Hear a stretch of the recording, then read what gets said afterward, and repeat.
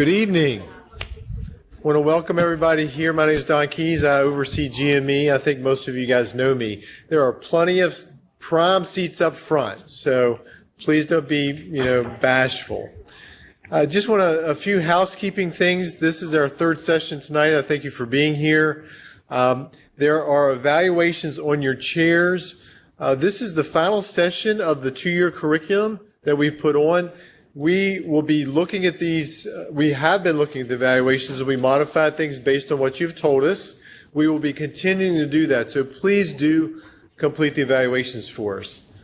The second thing that I'm going to say is these are required sessions, so the only way we know that you're here is if you sign in. So the sign-in sheets have been out here. They will be moving to the back.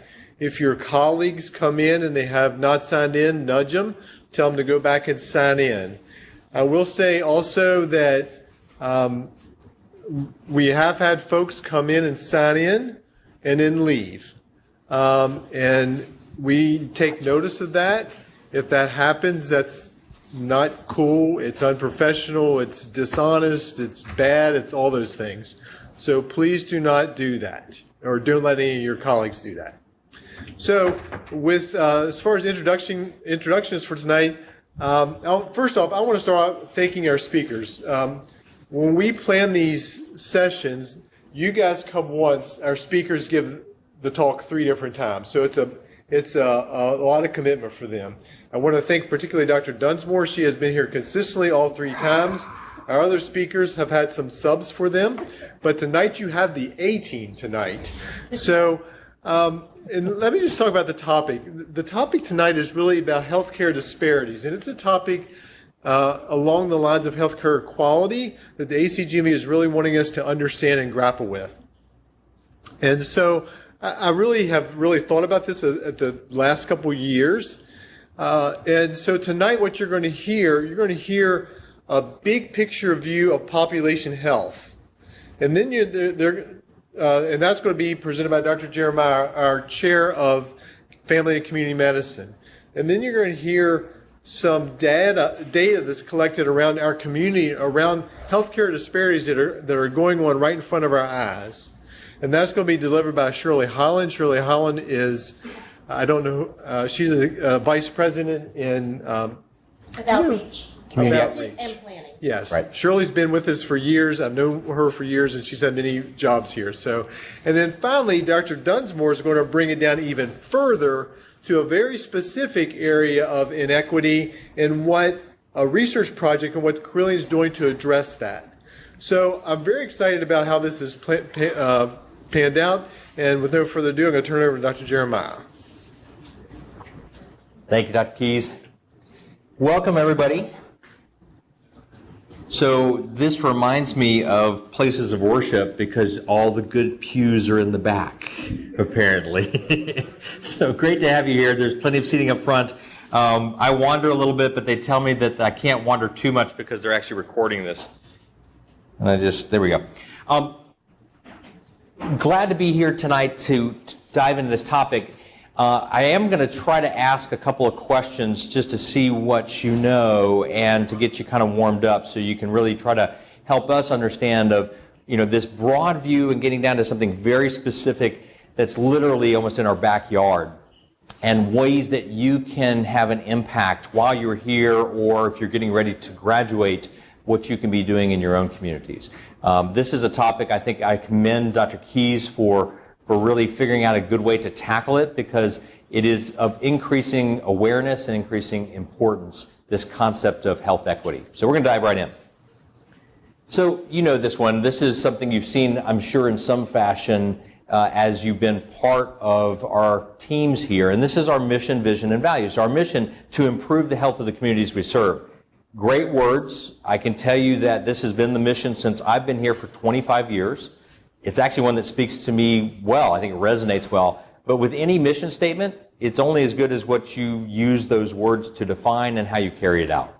So when we say the word improve, literally, what are we improving? And how do you know it's going from one state to another? That's the science of improvement. So what data, what information are you talking about? When we say communities, how are you defining communities?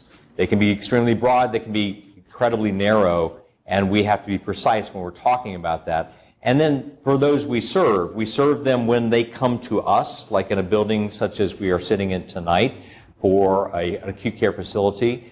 We are of service to them in other ways of reaching out, or that we're trying to connect to them electronically. So a lot of different aspects of our mission statement that continue to evolve as we figure out health equity and healthcare disparities. So I'm going to start at this big, broad level of population health. So population health is an area that we have, as well as many other health systems, have tried to figure out, what does that mean to us? We are very good, and I think each of you, I'm imagining, are outstanding at caring for each patient that you come in contact with. But this is a concept of stepping back and saying, how would you define an entire population? Some of you have panels of patients that you follow over time for chronic conditions, and that can be a population. So, and then you can group those together for a whole practice site, or for a whole department, or a section, or a whole system. So population health, this definition kind of gets to some of that. It's an approach to care that uses information. So you have to have some kind of information about that population, and you're using that information to improve the care and the outcomes of that group. And that's really where a lot of this is focused. So is this whole context of moving from volume-based care, which we were, if you go back to when I started my training, we wanted to be efficient, we wanted to see each patient, treat them well, but we wanted to make sure that we're treating them well in a timely fashion and billing appropriately. That's volume-based care. Now we're really looking for outcomes for each individual, but also for whole populations. So when we negotiate with payers, if we negotiate with Anthem, our biggest commercial payer, or negotiate with Humana, one of our largest Medicare Advantage payers, then they are no longer saying, well, we paid you this amount for that type of care or service last year, or for this surgery, and we're just going to put on some extra because we know your expenses went up. That used to be the way they did it. It was kind of a 4 or 5% increase year over year. Now you have to earn it based on outcomes. Okay? So we're really focused on this for the benefit of our patients, but also for financial stability and sustainability. This becomes increasingly important. How many of you have heard of the triple aim? Okay? A couple of you have. Does anyone know where that concept came from? Who created the concept of the triple aim? Okay, Medicare. Good guess. No? This actually came out from a pediatrician by the name of Don Berwick. So Don Berwick's a pediatrician who had an experience of care for his father. His father suffered a heart attack. And Don, like any good son or daughter might want to do, was in the hospital with his father, helping him to navigate through a very complex system and trying to figure out how he could make sure he was getting good care. He was appalled at what he saw. He was appalled at the mistakes, the errors, the not necessarily intentional, but the consequences of uncoordinated care and care that wasn't focused on all of the things that his father cared about and that the family cared about. He was bothered enough by this that he said, I'm going to do something about it. This is not okay. We can do better than this in this country. We have so many resources available, and I don't think this is the right way that we should be receiving care. So he created an institute. IHI is the Institute for Healthcare Improvement. Don Berwick started that. They came up with this concept of saying, we have to do several things at the same time. And they came up with 3. We have to improve the experience of care that our patients and families receive, no matter where they're interacting with the system. We have to improve the outcomes of the patients that we serve and the populations. So the outcomes matter, the quality matters. So the experience, the quality and outcomes, and then we have to do something about this cost of care that is going into double-digit increases for periods of time that's unsustainable. What can we do to bend that? You're never going to really get it to go down, but you can slow the rate of increase. That's the triple aim. Okay, this has become a common concept and lexicon that now payers are using, that CMS, Medicare, Medicaid are using to say, this is the work we're going to start rewarding and aligning around is the triple aim. All right? Then others came after that and said, well, wait a minute. For this team of care, the ones that are actually providing the care services, we can't burn them out either. We've got to be able to sustain their work. We've got to know that they can't be on call every other night for the rest of their careers, that they have to be able to make sure they're at their best, they're working together, complementing their skills. That is the fourth aim. So this is the quadruple aim of care, and that factors strongly into population health. This is another way of representing some of this work. This is a triangle, or is often described as kind of the pop health pyramid. And what it describes is that for any condition or any population, if you look at the very top, that is a focused or narrow group of patients who are the sickest of the sick. They're the ones we're seeing in a hospital facility. They keep coming in the emergency room. They keep coming in the ICU. And the care you're going to provide and the strategies you're going to use to care for that population is going to be different than the group down here, okay? Because they might not be even coming into your office because they're not having symptoms, they're not having problems. They may be at risk, kind of rising risk as they go up the pyramid here, but you're going to interact in different ways. So you're going to have end-stage strategies, symptom management, hospice care, palliative care for some of these patients. You're going to have a lot of chronic disease management and interactive care management for this middle section, preventive services and screening down here. So a way you think about strategies when you're talking about a whole population and trying to figure out how do we have a health system do this for the communities that it serves. As we step back and think about what are the factors for each of our patients and for each of us and our family members that affects our health, these are the common ones that come up. Here we are, 10%. We like to think we have a greater impact than that, but that studies have shown pretty consistently that's roughly the percentage in terms of direct healthcare services that has an impact on an ongoing basis over a large population. It's about 10%. Well, what are the others? Genetics. Brand new field exploding in terms of what we can do at 23andMe, what we can do in terms of aspects of knowing what we're at risk for based on our genome, and yet it doesn't direct all the things that we're going to experience because the way that we express our genome is linked to these other aspects, and this is our environment. So our individual behaviors. Do we smoke? Do we drink? Do we exercise? Do we not do any of those things? Social and environmental factors that have a profound impact, and we'll talk about those in a little more detail in a minute, and these make up 60% of the aspects that affect each of our health, or the health of each of us. Social determinants of health. So this breaks out that one section of part of that environment and says what goes into that. So 40% of it is aspects related to education. We can link, if you have more education, you're going to have better health outcomes. That is consistent across population. Variations about different aspects of that, but if we can be working in the school settings and having greater access to education of any type, you're going to have better health outcomes. Job status, absolutely. And that's obviously a link to income. Family and social support, crucial. Community safety. If you're not safe, you're not going to be attending to the other things about preventions in terms of preventive services. So each of these is crucial, building blocks that will help us to be able to engage patients of where they are and what are the barriers to them achieving better health. Physical environment, the actual building. So if you have asthma and you're in a building that has all kinds of allergens, then that's going to affect your health outcomes. And we need to think about that in terms of what can we do in terms of the home setting and the living setting to be able to address that. Health behaviors, these, but each of these can have a profound impact.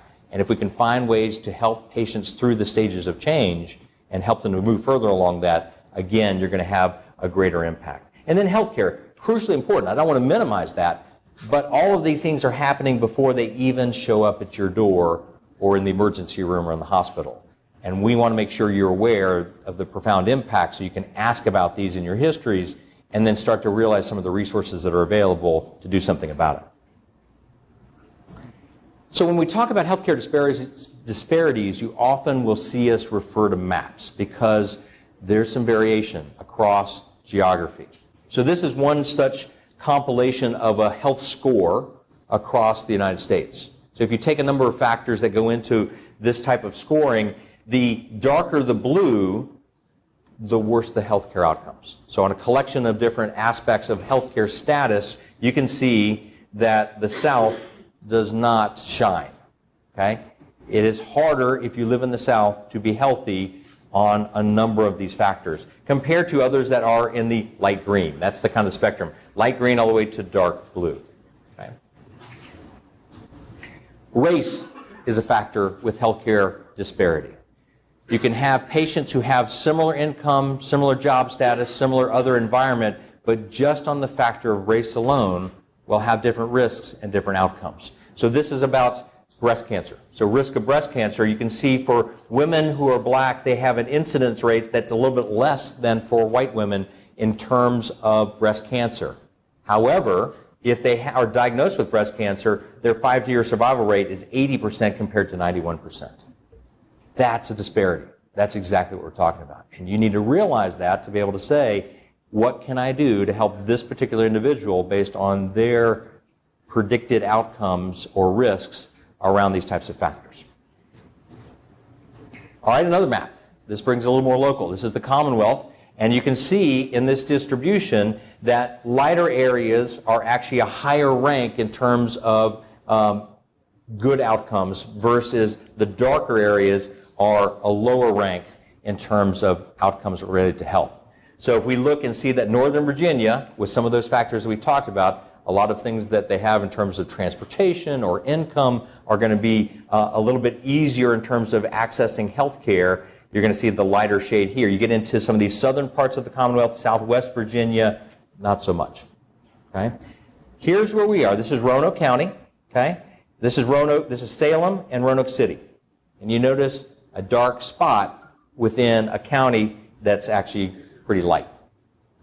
That's what we're going to talk about as we talk with what work that Shirley Holland's team is doing and then the team that Dr. Dunsmore is leading that gets right to our backyard. So this is kind of just a welcome kind of aspect of, you've already been in Roanoke, so it's not welcoming you to Roanoke, but welcoming to knowing a different aspect of the locality in which you are and the types of things we think about as a system. You are part of a large effort that you may not even be aware of, and that's our work for population health around the concept called an accountable care organization, an ACO. Some of you may graduate and go to other systems and be part of an ACO. Our ACO is called Doctors Connected. You're all a part of it. You probably didn't know that, but you're all part of an ACO. And so you could put it on your CV if you want to. But what it speaks to is an ACO is just a mechanism for helping us to contract around the work for the health of a population. We're doing some very specific work for a Medicare population. We have 52,000 Medicare patients that are part of a contract called Next Gen ACO that allows us to do some work with a whole team to try to improve outcomes.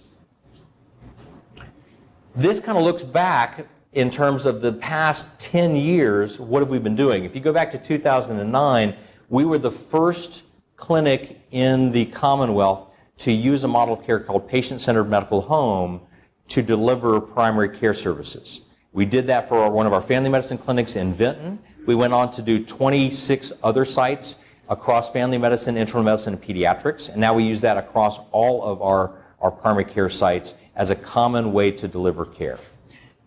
We created our ACO in 2012. We had our first contract with that ACO in 2013. This is a contract around the work for that Medicare population. It was what's called an upside-only contract. That means that we were paid the usual way. If we do the service, we bill for the service, you code it appropriately, we get paid. But if we were able to show good quality and then control that cost compared to a benchmark, we would create shared savings. Okay? We were able to create, by the fourth year we were in that contract, about $7.5 million of savings for that population of 50,000 Medicare patients. However, it's always in the details that matter. You had to cross a threshold of 2.2% of shared savings in order to get to the point where you could share in that savings with Medicare on a 50-50 split. We got to 1.9%. So we needed to be at 9 million. We got to 7.5 million. We saved taxpayers $7.5 million. We got zero of it. So no return to cover some of the investment of care coordination and other people that were doing this work. But we learned a lot. And what we learned from that, we were able to start in 2017 to take on what we call full risk. So for that population of Medicare patients, that means that from the first dollar we save in terms of shared savings, that comes to us to help support the work. But if we go the other way, if it ends up costing more than we have compared to the benchmark, we cut a check back to Medicare. Well, you can imagine that the bosses we report to don't really like to cut checks back to Medicare. So we're really focused on saying, what have we learned? How do we do this work well? And try to make sure that we're making progress for the benefit of our patients, but also financially sustaining this work. So that's part of our work that we've been doing. Since then, we've also started to work on areas that we found are particular opportunities for us. That includes nursing homes. For our ACO, post-acute care was much more expensive than it was for other ACOs. So we went to each of the nursing homes in Roanoke and also in New River Valley, and we created a voluntary collaborative. Now, I say voluntary because you didn't have to join it. However, we're the biggest dischargers of patients to nursing homes, so there was a lot of interest from the nursing homes to be able to join this collaborative. So we had influence, we had leverage, and we started talking to them about how we could deliberately, but also, with the right pace, work with them to be able to say, patients who really meet certain criteria, we want them to come to your nursing home. But there's other patients probably that can do just as well at home. One area we focused on was on knee replacements and hip replacements. The literature now shows that you, on average, will do better if you go straight home from your knee replacement or your hip replacement rather than going into a nursing home. But our tradition from particularly this building was, well, it's really fast. I can get them going home and somebody's helping them out. The problem is, with that helping, they became dependent on some of the services that are going on in the nursing home. They didn't get back to independence as quickly, and some of the outcomes actually tended to do worse. So we worked with Joe Moskal and his team of joint replacement specialists to start looking at the patients who we thought were eligible to go straight home, and they started working with them well before they had the surgery. So in some of the pre-planning for surgery, they started to identify ways that we could be able to support them going straight home rather than to a nursing home, and we're really seeing the dramatic shift in that. So better outcomes and lower cost. That's what this is all about. We've had Medicaid expansion. So Medicaid expansion started this year. There were estimated to be 400,000 people in Virginia that were eligible for Medicaid that did not have any insurance coverage at all. I imagine many of you have seen those patients. They have a hard time accessing their health care because of either barriers with affording their medications, barriers in terms of getting the tests that you think that they really need, as well as barriers for transportation. With Medicaid access, they now have ability to be able to access those services. There's been a tremendous coordinated effort statewide to get access for this population. They thought it would take probably 2 to 3 years to really make a significant headway of the sign-up. Out of those 400,000, they're getting close to 300,000 already signed up. So that's a tremendous push. And I know I've seen patients in my own clinic who now have access to their medications and never had that before. So it's really making a big difference. And then this larger work of population health, also sometimes called accountable care, we have a lot of teams that are doing the work. Teams that are centered around primary care, teams that are centered around acute and specialty care, and then teams like Shirley's team that really directly go out into the community and look for community partnerships to do this work. We have a group called the Accountable Care Team that brings this representatives from this whole group together, and we regularly talk about what's working, what's not working. For those of you that are continuing the journey with us and you're not quite at the end of your residency training, there's opportunities for you to help us. If you're interested in this work, it really does affect in different ways all specialties, and we would welcome you to be part of that. All right, another question, because I know you've just eaten something, you've had a long, hard day, and you're getting some of that kind of, either high sugar or high insulin kind of look in your eyes here. So speaking of that, there is one factor that we now know that made a big difference in the association of poor health outcomes with income level. When we went back and looked, originally for income level, there wasn't as much of a connection between income level and risk, let's say, of obesity particularly, and diabetes. But something was developed that changed that. Does anybody know what that is? Something that goes into many of our foods. I'm hearing the ring. Say it a little louder. High fructose corn syrup. High fructose corn syrup, from the surplus that we help to generate, because we incentivize that for many of our farmers to grow extra corn and then to distill that down to the sweet stuff, goes into many of our foods. What we found is that it can be almost considered addictive, but it is a low cost and very potent source of sugar and energy. And it is directly related to the change that we've seen with income level and now association with obesity and diabetes. These are the kind of things that many of the populations we're talking about who have healthcare disparities are dealing with. So we're not going to solve all those, in terms of one health system, but it's important for you to recognize, and if you're having a conversation with your patient, even getting them to read labels and to say, wow, let's look for the ones that don't have high fructose corn syrup, that's a start. Getting it out of the sodas or out of the things that they're drinking, and then maybe out of some of the foods, you've helped them on a journey to starting to address some of these things. All right, just a quick thing about risk assessment. Risk assessment, if we have a big population and we want to bring it down more narrowly, are we focusing on the right patients? So if you have 52,000 Medicare patients, which of them are at highest risk? Traditionally, we've looked at the ones who are already in our hospital system. They keep coming to the ED. They're already high risk, high utilization. We know those folks. Yes, we need to continue to help find needs and resources for them, but we're really looking for this kind of group. This is an example, would be a 66-year-old female with diabetes, coronary artery disease, no hospitalizations, no ER admissions or ER visits in the last year, but they are in the 3rd percentile for median income. They live in a food desert, meaning they don't have access to low-cost, healthier foods. Polypharmacy, 9 unique medications, including an anxiety medication that was never filled, probably due to cost. This person's living at that edge of that pyramid ready to tip up towards the top. If we can find that type of person and do something, we can prevent this relatively lower spend to all of a sudden being in a place they don't want to, a hospital, and having a much higher bill that's associated with that care. We are now using sophisticated software programs. We actually have a partner, Evolent Health, that has the factors of claims-based data, our EPIC data, and some of these social determinants of health that go into this algorithm and say, out of 52,000, here's the 4,000 you really need to pay attention to. And that has helped us tremendously in terms of focusing this work. Opioid epidemic, huge. And I don't need to tell you how much of an issue this is in Southwest Virginia. I just want to point out some of the things that we're trying to do because this can affect different parts of our population disproportionately. This is a disparity area. So if we look at this, we are really trying to say you need to have education, and if you need to be on these medications and you have a certain level of milligram dosing, then you need to have naloxone and know how to use naloxone to be able to prevent an overdose and death. So that's one program. We are doing office-based opioid treatment. For short, it's called OBOT, or medication assistance therapy, with Suboxone. Suboxone, whether you believe in that or not, you say, why do I want to give another kind of opioid in case they're already addicted? The data is pretty clear. It saves lives.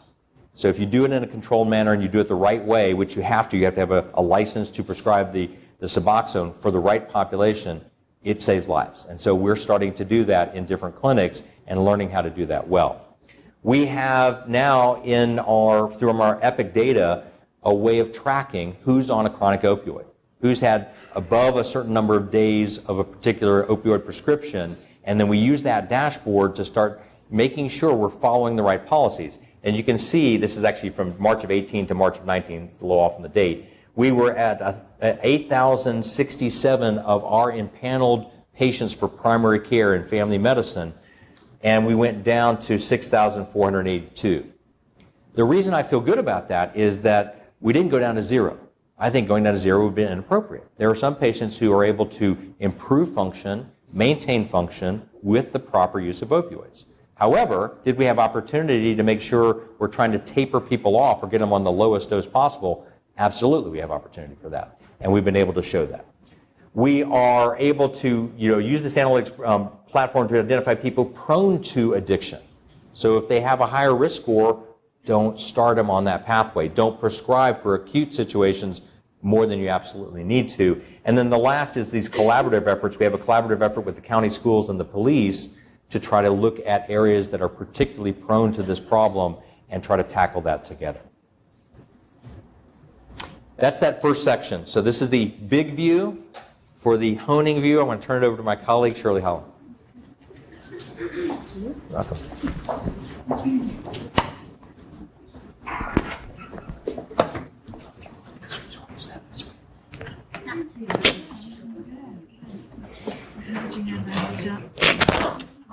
I might just use that. Okay, thank you.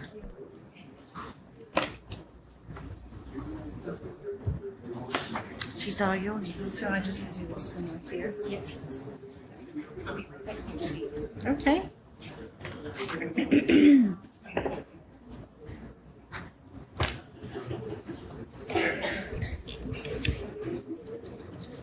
Good evening. It's nice to see all of you. I'm Shirley Holland, and I have the privilege of leading the Planning and Community Research Group at Carilion, also the Community Health and Outreach Division, and then our Community Call Center, which some of you might know as Carilion Direct, and we take about 3 million calls or touches with the community each year. So I was going to say or ask what really affects our health, but it's since Dr. Jeremiah covered this, I'm just going to breeze through it.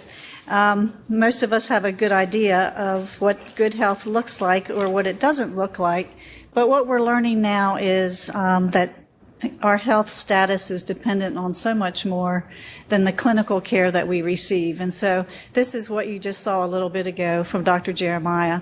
This is from the Robert Wood Johnson Foundation and the University of Wisconsin. And basically that what we know now is that outside of genetics, socio and economic factors have the most weight on our overall health status. In fact, the two factors that have been proven to have the most weight are whether or not you graduated high school and your income level. You also saw something very similar to this, which is also from Robert Wood Johnson Foundation, that takes a look at the health status of our community. And as pointed out earlier, if you look at our service area, which is in the orange circle, we're doing fairly well, but you can see, particularly in Roanoke County, and then the dark blue dot within Roanoke County, that we have some disparity here in our own community. In fact, if you look at those health factor rankings, there's a big difference between Roanoke County and Roanoke City, which touch each other. So there's 133 jurisdictions in the state of Virginia. The lower your number, which is actually the more healthier. So Roanoke County at 13th in the state, pretty healthy. Roanoke City, on the other hand, 108. If you look at life expectancy and just looking at the screen on the left, there's quite a bit of difference in, say, right behind the hospital here in southeast area of our city at 67 years of age compared to Roanoke County at 80. And looking at it another way, this looks at two sections of our city that are most challenged from a health status perspective: northwest in the blue, southeast in the red. And if you compare them to the average of the Roanoke Valley, which is a population of about 225,000, which includes Roanoke County, Roanoke City, and Botetourt, there's quite a bit of difference. A lot less likely to have finished high school and much higher levels of poverty. So more specifically, to the point, we had just completed a community health assessment. We do that every 3 years with community partners, and we learn a lot through this process. And up on the right-hand screen, you'll see the needs that came out of those assessments. So poverty, and then the number of people that are uninsured or underinsured. And there's quite a lot of disparity when you start looking at these numbers. So if you look at the middle box on the screen, 22% of people in Roanoke City live in poverty, but across the Roanoke Valley, it's half of that. And then if you look right here behind the hospital at southeast, on the other side of Mill Mountain, it's 51% of the people in one of the census tracts there that live in poverty. We also see a difference in the number of people that are uninsured depending on where you live in the city. The great news, though, around that is Medicaid expansion, and we hope that that's going to have a profound impact on the status of our residents. The other thing that we have, that we learned in our health assessment is how much of a need affordable and safe housing is in our community. we have about a third of the people that live here that are unable or say that they cannot pay their rent or mortgage. So there's a great need for us as an organization, I think, to start thinking about in non-traditional ways things like housing and safety of our neighborhoods and job training as a way to impact overall health status. Healthy behaviors. We also recognize that in our city and pockets in particular, and depending on where you live, healthy behaviors are not necessarily a priority, that poor diet is still very much a factor. Access to food is still very much a factor. In clinical care, access to mental and behavioral health came up in all 6 hospital areas where we did our assessment this year as the number one need, as well as having use to more substance use services or substance treatment programs. Access to dental care, still a huge issue in our community, and when you peel that back, a lot of it has to do with the high cost of care. That here in the Roanoke Valley, 45% of our residents say that at times the cost factor keeps them from getting the care they need, whether it's paying for deductibles or getting medications that they need.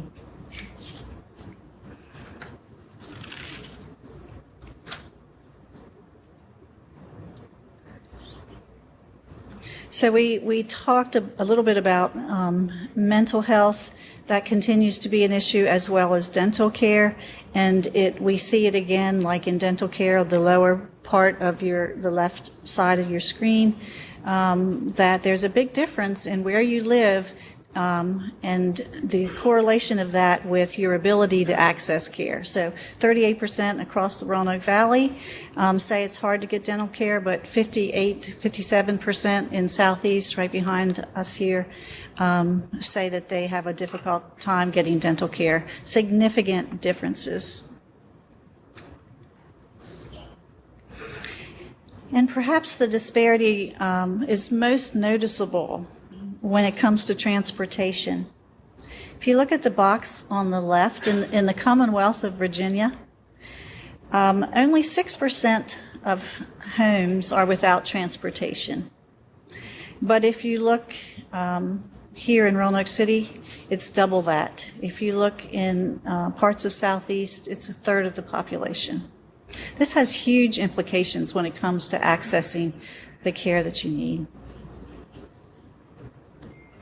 And so the question becomes, how do all of these disparities that are in the community manifest themselves when they come to us as patients?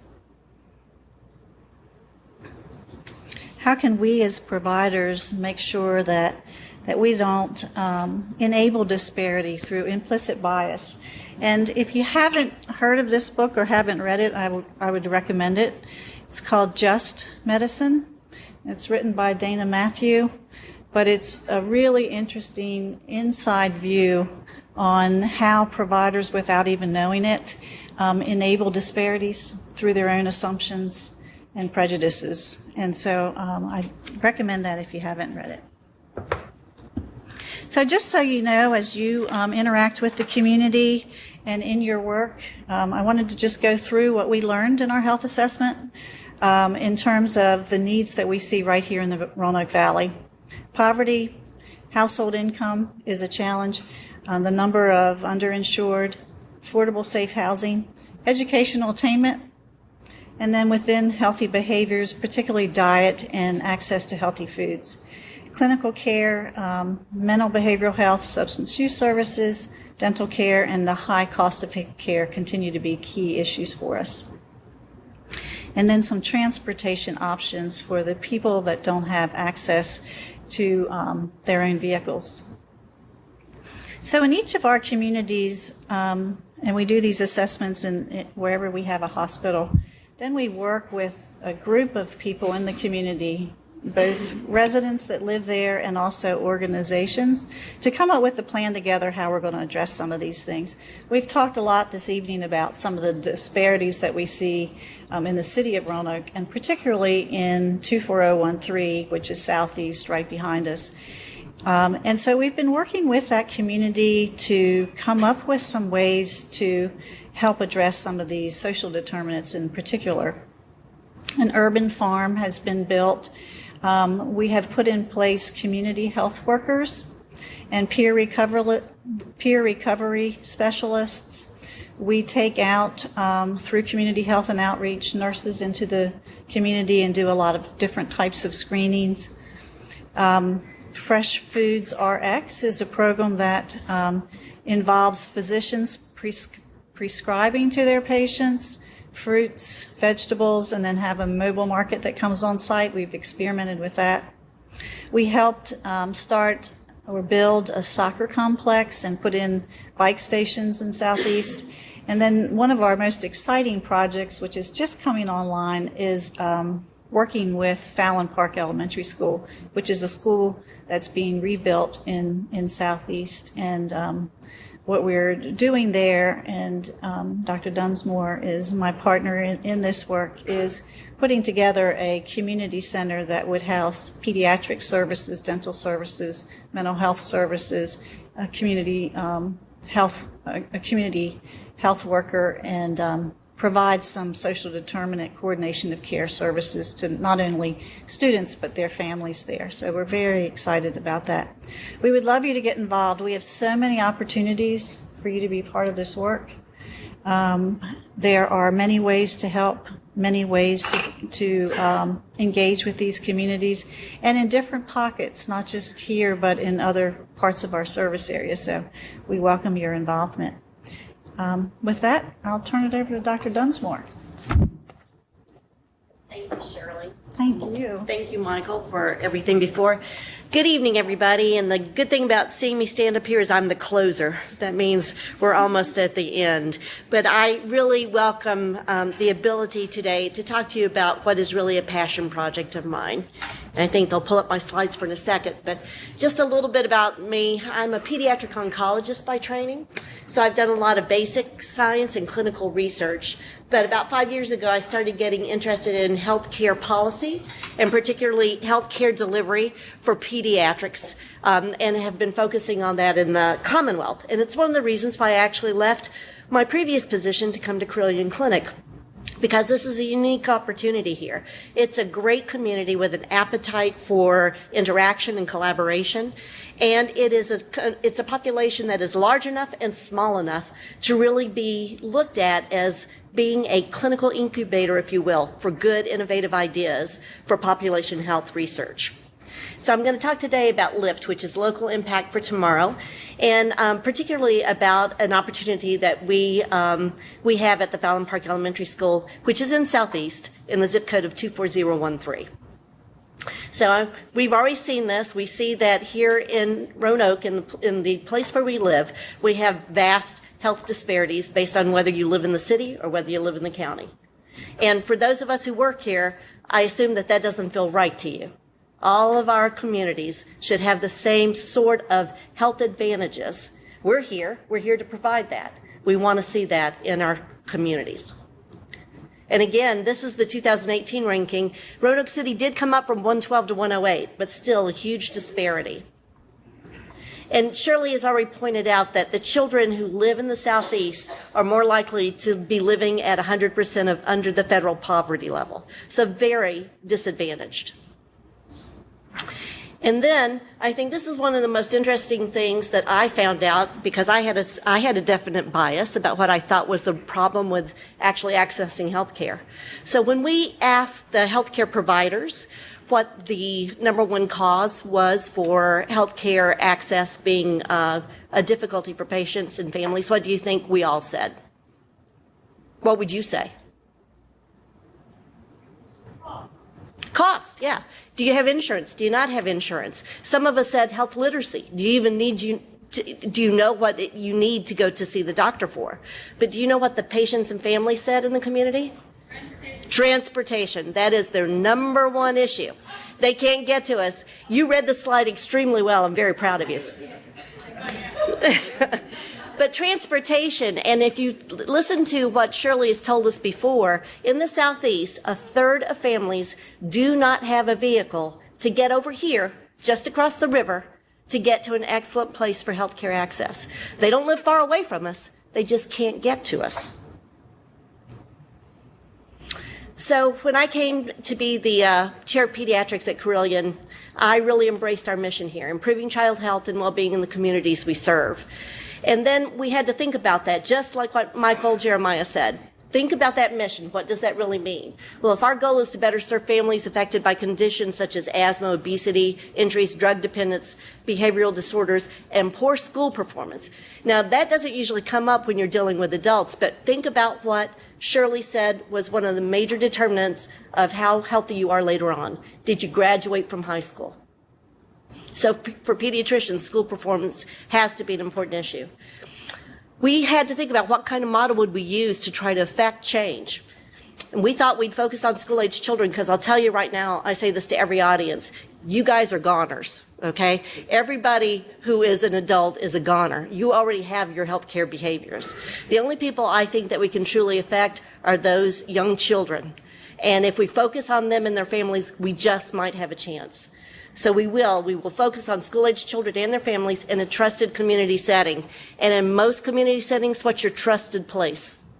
You have places of worship, but you have schools, in which case everybody comes together in that community around a school. You have a child in school, you know a child in school, your niece goes to school, your grandchild goes to school, somebody knows a school child. And timing is everything. So a year and a half when I came, we had an unprecedented opportunity to look at the Vision 2020 goals of Carilion and actually partner with many of the people in our community who wanted to affect change. Some of those were us, Carilion Clinic, VTCRI as part of the research arm, and Virginia Tech, the City of Roanoke and Roanoke City Public Schools, and some key local mission-oriented businesses and community partners. And we have a bank, Freedom First, who's helping us with this collaboration, as well as a dental service, Delta Dental. We were approached by the school by Dr. Bishop, who's the superintendent, and she said, I'd like for Carilion Children's to have a more robust relationship with the city schools. We said, great, that's wonderful. She goes, guess what? We've got an opportunity. We're building a school in one of the most underserved areas, and it was 24013 in Southeast Roanoke in Fallon Park. We'd like for you to be a part of that. That's great, I said. So I said, what would you like for us to do? And she said, I think we might want to build a kitchen there and do a kind of a nutritional education service. So I thought, okay, we'll help in any way that you want. But can we go out and talk to the community? I'd like to get to know them a little bit better. And so we went out and sat down with people at Fallon Park Elementary School, the principal, vice principal, counselors, PTA presidents, and families. And we started talking. We said, we hear that you're going to get this brand new school and that you'd like for us to be a part of that. And they said, yeah. And we said, we hear that you want a kitchen. And they said, no, we don't. We've done a lot of work around nutrition, and that's not what engages our community. So we said, okay, what is it that your community would like? What do we need to do here in our community? And they said, we need health care for our children. We need it here in the school. And I thought, fantastic. That's in my wheelhouse. Maybe not so much a kitchen. I'm not a great cook, but I know how to run a clinic. And so we started from there. And so we were asked to impact the community's health status through collaboration. And that's very, very important. It's not coming in to fix. It's coming in to collaborate. It's coming in to be a part of our community. Think broadly and deeply, have a maximum positive impact in the shortest amount of time, because none of us have time. You guys are only here for 3, 5, 7 years, 25 years sometimes, but we all have a short lifespan and that we need to act on it. And we needed to create a model that was replicable in more than one community, right? Roanoke, Carilion serves multiple communities, and they're all micro-communities. Each one of them has something different about it that needs to be addressed. So we went ahead and really worked together as the school is being built to come up with a model for a school clinic. But it's more than a school clinic. It's more than just to provide care. It's there for us to also do research. It's there for us to look at different aspects of the health of those children, do interventions, and use all of our partners, VTCRI, Virginia Tech, to actually look at it as a research opportunity to study the interventions that we do and see if what we do makes any impact at all in the immediate and in the intermediate and in the far future. And we have some really fantastic researchers here, the Ramies, who have done this kind of research before. They've actually done generational studies of early intervention in childhood when they were at the University of North Carolina and Alabama that they've studied out now for 40 years, showing that the impacts that they've made in early childhood lasted for generations. And we have the opportunity to do that here. So our guiding principles were take a collaborative approach. We're not the experts. We're part of the community. The community sets the priority and leads our work. We don't direct it. Develop intensive and continuous data analytics component that would contextualize Southeast Roanoke with respect to Roanoke as a whole, with respect to the Commonwealth, because we're not going to be sustainable if we don't have the data to show that we're making an impact. We're action focused. We will plan, do, study, and act. We will develop measurable outcomes in 3-year periods because apparently our attention span has gotten from 10 years to 5 years to 3 years. I was just happy that it wasn't 1 year. So we're looking at 3-year metrics. And apply what we learned through this initiative to other sectors of the city and throughout the health, education, and social service industries. We can be an innovator in health ideas and population health. So these are our project goals. We're going to improve the health of the children in the community, thus avoiding barriers such as transportation, parents' lost work hours, children's lost school days. We'll partner with our community through community-based participatory research to study effective wellness care interventions, and to partner with our community so that they can participate in the teaching development of our healthcare workforce to serve their needs. They help teach us the kind of physicians and care providers that we need to be. And you can all be a part of it. You're all part of the graduate learning system that we have here. So first we needed to look at kind of the statistics that we had already. We actually provide the school nurses, so we were able to get data back. And in this school, which ranges from pre-K to 5th grade, there are about almost 700 students enrolled. And out of all of those students enrolled, they have 84 patients with asthma who are on 8 scheduled meds. And if you looked at the chronic illness visits, which were about 1,000, over half of them were asthma related. So that started pointing out that there was a big health need there. And when we asked the school about it, we said, does that seem right to you that asthma is a problem for your children? And they said, it's a huge problem for our children. And I thought, that's wonderful, not wonderful that they had asthma and that we needed to work on it, but that asthma is such a controlled type a first project to look at. We know there are interventions that we can do, and we know how to do them, and we know what kind of outcomes we can expect. It's not as hard as looking at mental health care outcomes. And so actually, I asked Shirley and her group to give me a look at what happens in the ED and in the admissions at Carilion Children's for that zip code. And if you look at the lower graph, you can see 24013 is the red line, the highest utilizers of our ED. And they utilize it from 4 o'clock to 9 o'clock in the evening, 4 o'clock in the afternoon to 9 o'clock in the evening. Why? Because that's when their families can get back from work to take them in to be seen by the doctor. So we think that anticipated benefits from having school integration, having us be at the school, would increase the likelihood of receiving preventative care in a timely manner. It's really about the right care, right place, right cost. And will decrease sick days at Fallon Park. They had almost 5,000 in the current school year. And that's important because it affects accreditation. And when a school becomes unaccredited, they lose their funding. When they lose their funding, they cannot provide the educational experiences for those children. If those children don't get that experience, they're more likely to have academic failure and not to graduate from high school, which leads to poor health later on. This is what we know from data. And it would contribute to the Healthy Communities Initiative of Vision 2020 planning here at Carilion. So we have a phased implementation. We have a proof of concept project first. Build a proactive asthma management program that's comprehensive and community-based. And we'll use healthcare providers, school leaders, and community organizations with a plan to look at it in a research-based manner so that we can really focus on our outcomes. And then after that, in the year 2020, the school clinic will actually be built. It'll be a permanent clinic.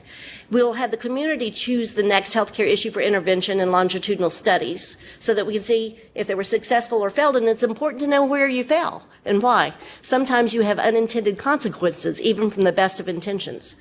And then we hope to use that school clinic as an after-hours clinic for adult and family health care. So the first thing is the asthma project. And so we've already gotten through the IRB at Carilion, which was a huge initiative to try to look at community participatory health in school-aged children. Never been done before in this area, but we shepherded that through. So that's already through for our first research project. We've had a Children and Family Engagement Day, which occurred a couple of weeks ago. We had over 90 people from the community there to learn about this asthma project for their children. There are multiple providers at Carilion in emergency medicine, family, community health, in pediatrics, and in VTCRI is helping us try to understand how we're going to do this in a research-oriented manner. Dr. Mulinari in pediatric pulmonary is heading up the asthma program. You can see the baseline studies that we're going to do there. We will also do asthma control studies, quality of life, and a home environment visit. And this is what's important. We're going to use community healthcare workers to go into the homes and see if there are things that we could help with. Can we get other community partners to mitigate mold or to mitigate infestation in the house? Can we get Uncle Johnny to stop smoking inside the house at least first, and maybe stop smoking completely because Timmy's asthma is so bad every time that he's there. Importantly, we will give controller meds 5 days a week at the school. So we will provide their asthma control medication at school, and we know from studies that if you give at least 5 days a week, that you will get better asthma control scores.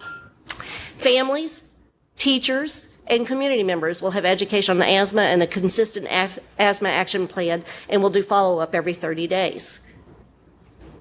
Our metrics will be making sure that they have good asthma control, that their PFTs and expired nitrous oxygen is improved, that the parents have decreased work absences, the kids have decreased school absences. We'll monitor unscheduled nurse visits, acute ED visits for asthma, hospital PICU admissions, and look at their reading level. And that will be a surrogate for us in the short run for how well they're going to do educationally later on. So our future proposed interventions, we're going to transform the school nursing program in this school and hopefully in other schools in our area to a more integrated and holistic approach, focusing on proactive clinical intervention at the schools. Preventive checkups, dental hygiene. We're working with Delta Dental to provide those services at Fallon Park. Mental health screenings. We're working with the state to actually look at using telehealth within the school to help provide mental health screenings and treatment. And at-school checkups to monitor health conditions. And the family community education sessions will be surrounding health issues or metrics that are decided by the community, the ones that they think they want to work on. And then community health workers will be assigned to families to coordinate medical care and social determinant of health needs, but also to do the thing that we're not as good at. We see our patients very intermittently and for very short periods of time. What we need is somebody within the community to give that positive touch point to help celebrate the goals achieved with the families and make sure that they're keeping on track. We need to look at clinical and cost metrics, asthma rates, ED utilization of children and adults, dental health indicators, mental health indicators, and reduction in cost of care, particularly in ED and in readmissions. And I've already looked at the cost for this. Every time we see a child in the ED for asthma at Carilion in the ED, we lose $1,000. If we saw them in the clinic and had a proactive asthma plan and kept them out, we would already be saving healthcare dollars. We'll also look at housing availability, employment rate, neighborhood safety, reading levels, graduation rates, and I can think of a whole host of others as we look at all of the things that we want to do to make our community vibrant. And I try to avoid saying in our backyard. It's not our backyard, it's our yard. The whole yard belongs to all of us. And the research metrics will be development of ongoing community-based participatory research for wellness intervention and a database that everybody will be able to access. So if you had a great idea and you wanted to look at that, you'd be able to access that database and see where you wanted to go with it. We also want to have the participation of healthcare workforce learners in school-based clinics. It's important to see how communities live and the things that are important to them, especially surrounding healthcare. And then, of course, we've already set up several grants that we're in for funding, but we want to get large grants, large foundation grants. And actually, we're also approaching the legislature to look at this as a pilot project for funding for later on sustainability. This is a list of our community collaborators, and it grows every day. I can't tell you what an appetite there is in our community to do this kind of work. Everybody has come to the table giving of their time and of their talents. And that is one of the things that I love most about living in Roanoke. It really is a very hopeful, a very energetic and collaborative community, and we hope that you can come out and do some of the work with us. I appreciate your attention, and if you have any questions, we'll be happy to take it. Thank you.